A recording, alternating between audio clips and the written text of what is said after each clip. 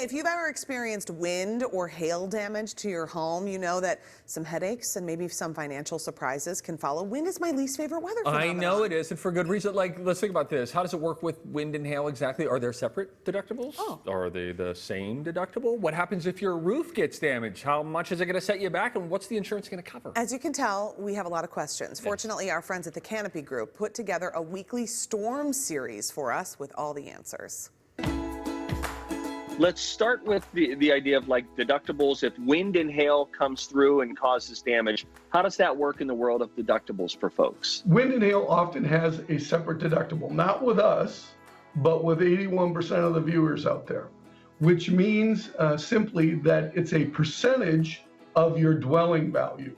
So if you have a $300,000 house and you have wind and hail, you got a $3,000 deductible. People often don't read their policy to figure that out. That's one little sneaky thing that the insurance companies do. The other one is a sliding scale coverage for a roof.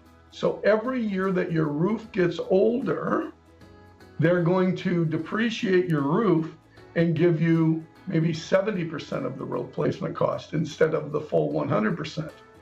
And in that situation, the depreciated value would still be subject to a deductible. With the Canopy Group, you're just going to have a deductible. That's all you're going to have. More people should know about that. Right. And so one of the things that we really want to focus on in these series with you is the fact that you get what you pay for, right? You're trying to push the risk onto the insurance company who's financially set up to be able to cover it. You just don't want any surprises as a customer.